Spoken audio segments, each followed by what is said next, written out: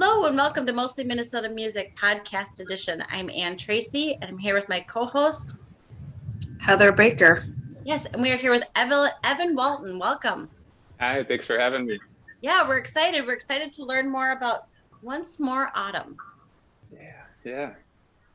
Yeah, and you just had an album that came out, Love is a Sea. Yep. Yeah, September 3rd. Awesome. First debut release and I was everything. going to say this is the first one. So let's just start by saying tell us about Once More Autumn. How long have you been performing? How long have you been working on this first album? Yeah, I've definitely done some like singles and other stuff in the past. But Once More Autumn came about probably back in like 2012, 2013, that area. I had been performing just under my own name for the longest time. And when I moved to Minnesota from Ohio, it just kind of came out of me. Like all the lyrics and the music style just kind of flooded out. And it felt like it took on its own form. That wasn't really what I was doing in the past. So that's how it kind of came about. Nice. Do you have any idea of how that happened? Think the good air of Minneapolis, or? Yeah, the music here definitely played a part in it. I started getting immersed into so much new music when I moved here. Bon Iver was huge for me when I heard Bon Iver for the first time. The National, like all kinds of stuff that the Current plays now. But yeah, so just a lot of different new music that I was taking in and trying out new things, new ways of writing, new ways of writing lyrics and producing. So yeah, Minnesota definitely played a role. That's good. That's good. Yeah. I'd love to hear that. What can you tell me, just because the name too, if that has something to do with anything or how that came about? It was actually one of the first songs I wrote under this style of music. I talked about autumn and I tried to make it more like it's not necessarily like fall, but it's a person's name too. And that was the title of the song. And then that kind of died a while ago. It just was the first thing I had, but I loved the name of it and I stuck with that and chose it for this whole project. It's a great name, and it does fit. So many places don't have autumn, and we happen to be talking to it. It as autumn is it's approaching. Definitely my favorite. Yeah, Yeah. I have to say. Yeah, I love it. So now we're going to ask about Love is the Sea. It is a powerful album, but I feel like I'd like to give you a little hug. I feel like you've had some rough. Yeah, it feels like a lot of grief and nostalgia in this album. It was a lot of soul searching and figuring out things that I needed to figure out. A lot of loss and longing and just kind of discovering who I am and what things mean to me. But yeah, definitely a very deep and personal record for me. The song that I really liked, and I'm hoping that I will pronounce this name correctly, is Father. No, just kidding. I mean, I like that one too, but with that lead up is He Writes. Yep. Yeah, I know it's a perfect. Welsh word, and I know Welsh is very difficult, but I love it. But it really does have such a feeling of loss to it, everything about it. So can I ask you to tell us a little bit more about that song? Yeah, so that is one. A lot of this record comes like bits and pieces were from like the past, and then some of it like reworked recently. But that one is definitely one of the oldest ones on this record. It just, one night when I was toying around on the guitar, it just felt like a quick thing, but I just added the lyrics. It was the first thing that came out of my mouth, everything I said. And I stuck with it. Sometimes those songs just pour out. And that was one of them for sure. But yeah, the words didn't really mean anything to me when I said it, like in my head. And then sometimes you find songs that just resonate later, and like everything to it has meaning to me now, but it's more just like a dream state. Like, I mean, I talk about going back to sleep, but yeah, just waking up and yeah. Well, and you talk I about like the. no Oh, hope, I was. nothing left but hopes or dreams. The beauty of Zoom. Yeah. Yeah. I was gonna say I like the video that you put out with it today. It gives it such a good layer. Awesome. Did you have anything to do with it, or did you give somebody permission to? I gave a graphic designer full reign on that one. I didn't really give any input at all. I just let them do their thing. And that's been such a huge thing on this record is I've collaborated with so many people. I feel like anything in the past I've done has felt pressured by me being OCD to like really get it to where I want. And so I let a lot of artists and friends of mine and creative people do their thing. And that was one of them for sure.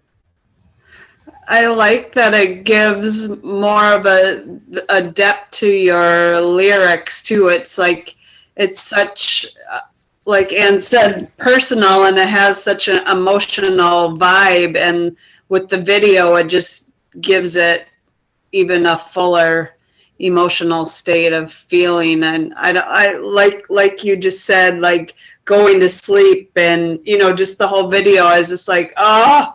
It's almost like you want to go back to sleep to get away from all this chaos going on. So it's just like, oh, I get it. Awesome. Yeah. That was the cool thing is I didn't even give the artists like any meaning behind the song. I just let them take their interpretation, and they did a perfect job of it. So yeah. From collaborating with people, have you learned or found different sparks for you of maybe what you'll do or not do differently the next time? Like I said, I kind of let myself just be completely open to working with people, and I loved it. I didn't really have any problems with it at all. I think it helped in the long run. I definitely want to do more of it.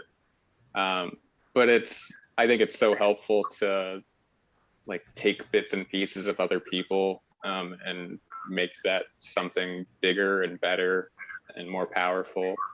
A lot of the songs, Where It Stands is one of those where my friend Deanna sings on it.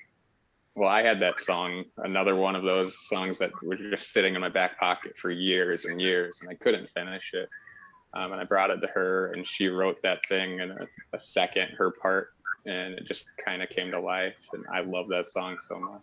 But yeah, so collaboration is huge for me on this record, and I definitely want to do more.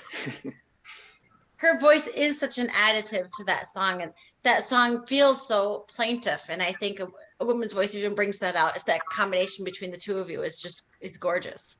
Yeah, I'm so happy with it. And we've got a music video for that coming out eventually. Just finished up editing all that. So yeah. Well, as Heather says, the video for he writes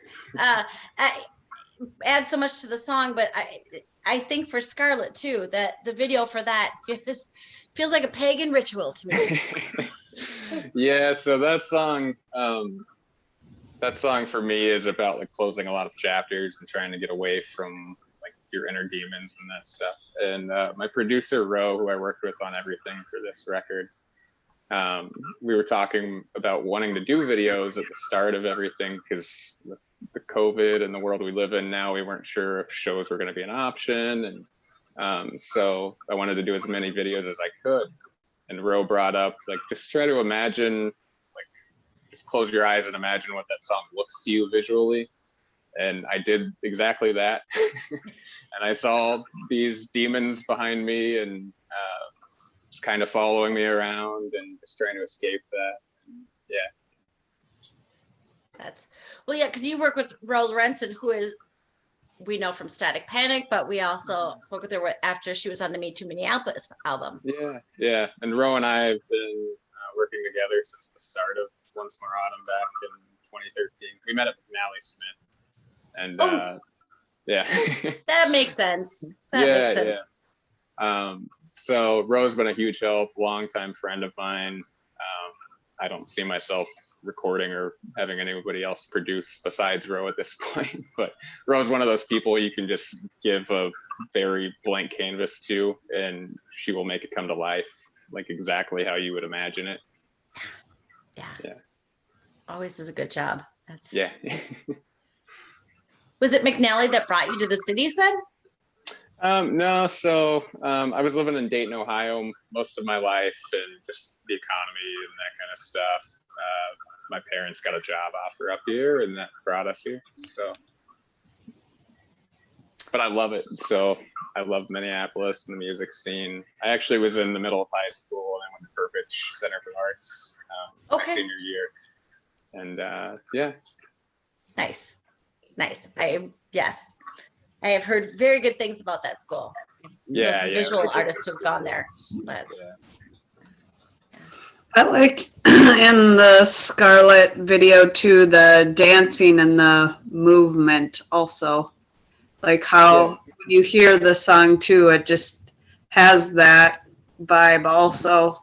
The one song that I love, and I'm not Fragment, and you keep referencing too when you're talking about this EP or album as different pieces or whatever. So I was just like, oh, this might be sort of maybe a core piece or something, but that is a song that grabbed my attention. Can you tell me anything about that one? Yeah, that's actually the first song we started working on for this record. Before we even decided to do a record, I went to Ro with this song. Wasn't even completely finished, but I just wanted to work on it in the studio. And yeah, that was a weird time for me because it was when the pandemic like first started, and I was just like a weird headspace, and the first couple lines poured out of me. And again, one of those songs that's just kind of like self-analyzing, trying to figure out what's in my head, just that poured out. And that's probably one of the most sincere, like honest songs I've written, which is tough in a way. But I'm very happy with how it turned out. Yeah.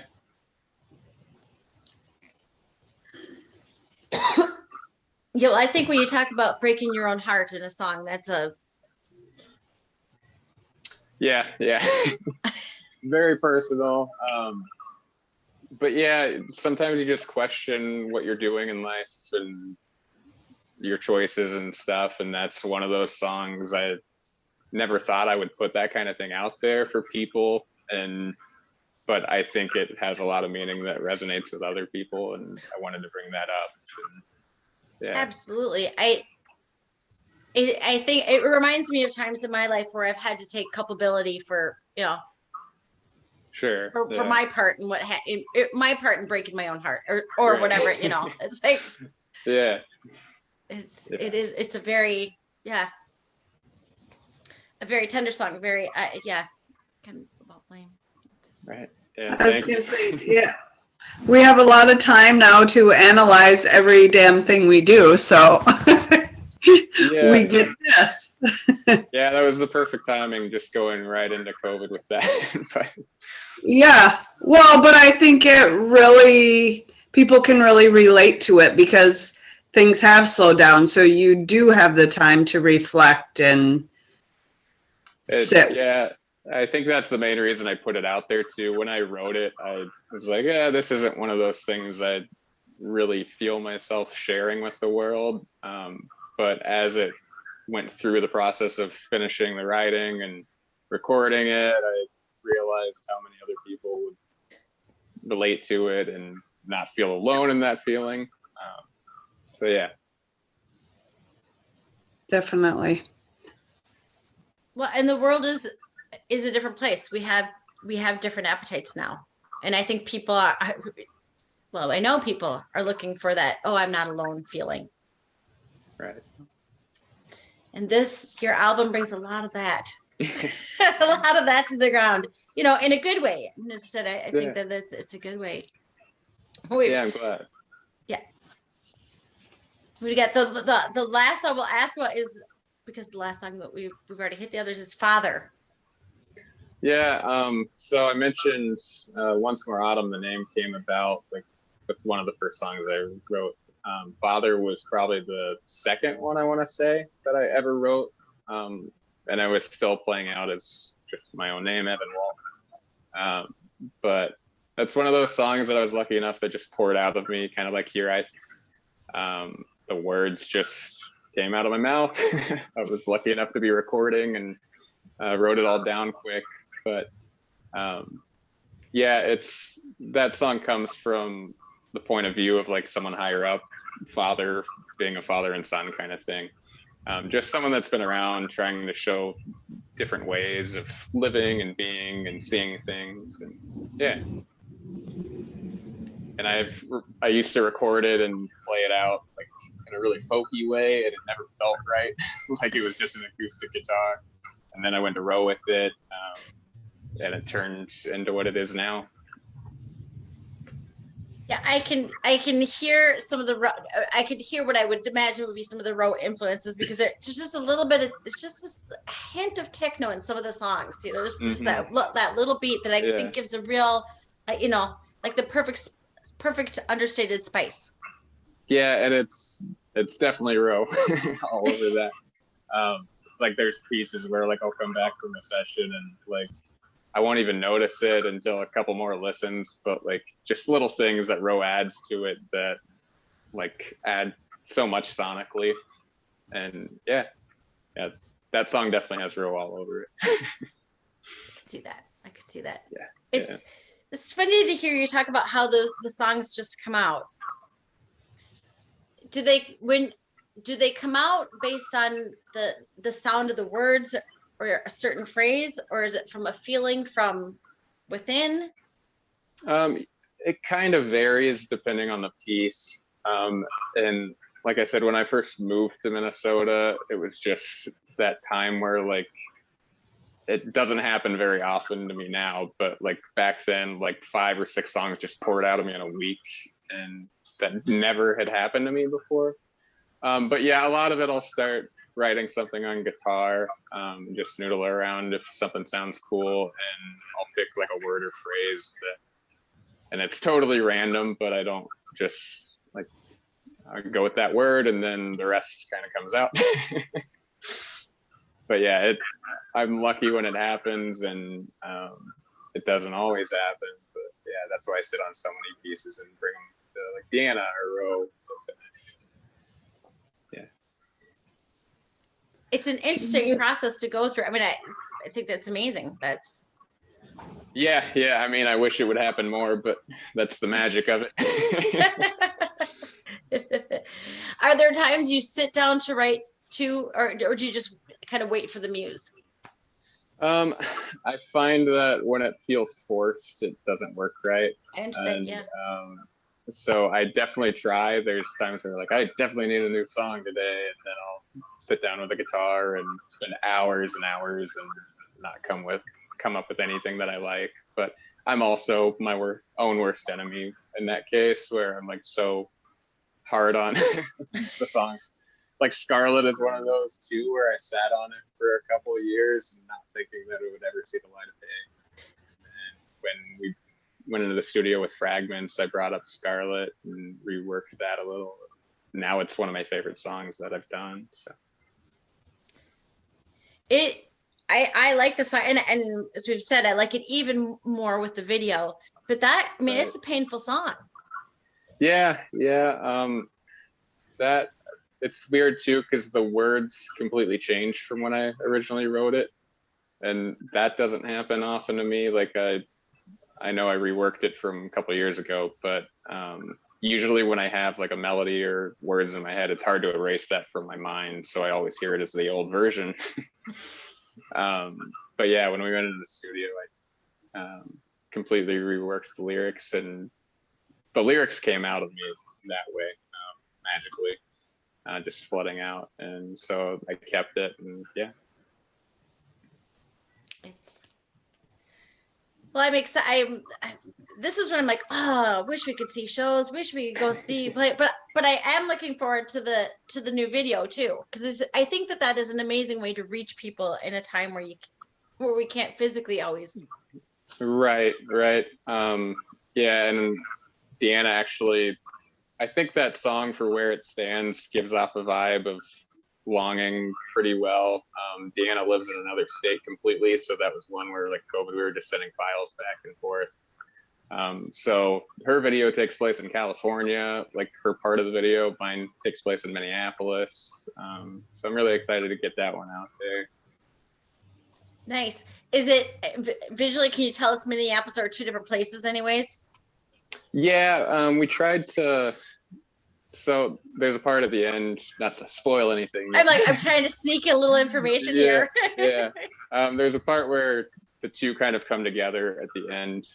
So try to make a little bit of contrast in both places between us and that. But yeah. So you'll be able to tell Minneapolis, hopefully, and you'll be able to tell California, beaches and all that stuff. Oh, good. I was sort of like, I don't know if I tell California, but yeah, I guess a beach I'd recognize this. Yeah, the ocean's in there a couple times.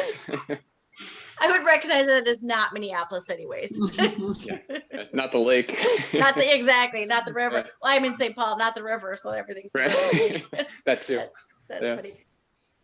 No, I just think you have such a nice package of the videos and the music and as I said, we look forward to the day where we can listen to you play live. But yeah, I will include this in the notes, but for folks who are listening, how can people find you online? Just type in Once More Autumn. I'll pop up on the website. It's all one word. On Facebook, Twitter, Instagram. Yeah, stay tuned on there. There's plenty of stuff coming out, more videos. If you're in Minnesota, the CD's out at Cheapo Records, all the locations there. Nice. Yeah. Nice. Download your place. Well, we have enjoyed Love is the Sea. I think that's it. As I said, it's a, there's a lot of emotion into it. So it's kind of cathartic to listen to.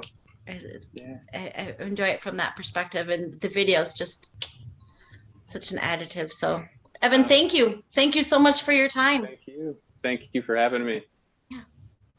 Thanks, Evan. Thanks.